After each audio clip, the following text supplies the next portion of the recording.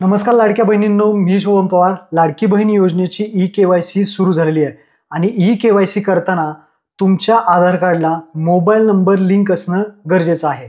आणि ई-केवायसी करताना 2 OTP मागितले जातात. पहिला OTP लाडकी बहिणीचा असतो, म्हणजेच लाभार्थ्याचा असतो, आणि दुसरा OTP तुमच्या पतीचा किंवा वडिलांचा असतो.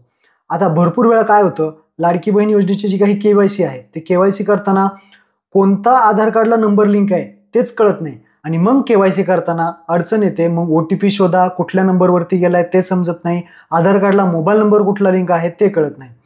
तर त्यासाठी हा व्हिडिओ तुमच्यासाठी महत्त्वपूर्ण आहे. केवायसी करण्या अगोदर तुमच्या आधार कार्डला किंवा तुमच्या पतीच्या किंवा वडिलांच्या आधार कार्डला नक्की कोणता मोबाईल नंबर लिंक आहे ते अगोदर बघून घ्यायचं आहे, म्हणजे केवायसी करताना तुम्हाला अडचण येणार नाही. हे आता तुम्ही तुमच्या मोबाईलवरून चेक करू शकता की तुमच्या आधार कार्डला किंवा तुमच्या पतीच्या वडिलांच्या आधार कार्डला कोणता नंबर लिंक आहे. ते कसं पाहायचं या व्हिडिओमध्ये तुम्हाला सांगणार आहे. व्हिडिओ नक्की शेवटपर्यंत पहा. तुम्ही आपल्या चॅनलवरती पहिल्यांदा आला असाल तर चॅनलला सबस्क्राईब करून ठेवा. अशाच महत्त्वपूर्ण वेगवेगळ्या व्हिडिओज तुम्हाला मिळत राहतात. तर चला मित्रांनो, व्हिडिओ सुरू करूया.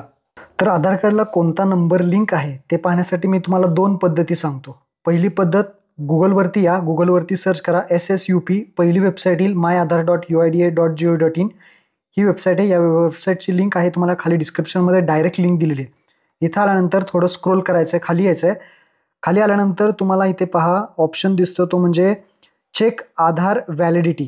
चेक आधार व्हॅलिडिटी याच ऑप्शनवरती क्लिक करायचं आहे. क्लिक केल्यानंतर तुमचा जो काही आधार नंबर आहे लाभार्थ्याचा, म्हणजे लाडक्या बहिणीचा आधार नंबर असेल किंवा त्यांच्या पतीचा किंवा वडिलांचा, तो आधार नंबर इथे टाकायचा. आधार नंबर टाकल्यानंतर खाली कॅप्चा विचारला जाईल.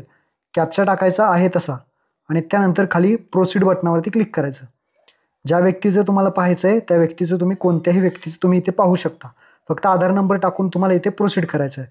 प्रोसीड केल्यानंतर तुम्ही पहा इथे आधार नंबर दाखवला जाईल, एक्झिस्ट दाखवलं जाईल. त्यानंतर एज बँड, वय किती आहे, कोणत्या एजमध्ये येतात तर ते दाखवलं जाईल.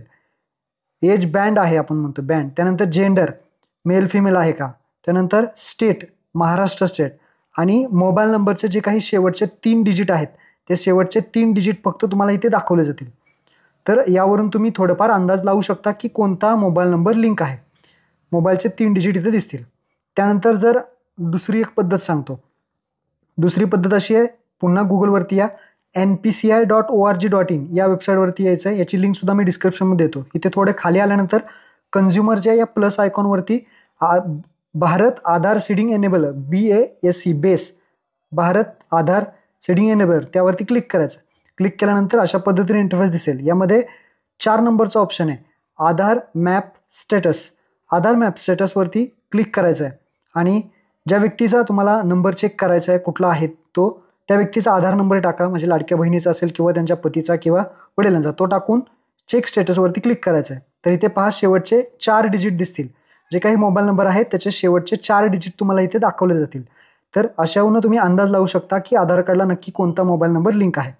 आणि सगळ्यात महत्त्वाचं, जर आधार कार्डला मोबाईल नंबर लिंक नसेल तर तिथे दाखवेल तुम्हाला इथे स्क्रीनवरती Aadhaar does not have mobile number, म्हणजे आधार कार्डला मोबाईल नंबर लिंक नाहीये.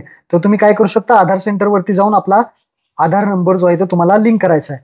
आणि जर हा सुद्धा तुम्हाला चेंज करायचा असेल, हा तुमचा नंबर बंद झाला असेल, तरी सुद्धा तुम्ही आधार सेंटरवरती जाऊन तो चेंज करून घेऊ शकता. तर महत्त्वपूर्ण हा व्हिडिओ होता. आपल्या सर्व लाडक्या बहिणींना हा महत्त्वपूर्ण व्हिडिओ शेअर करा. धन्यवाद. जय हिंद, जय महाराष्ट्र.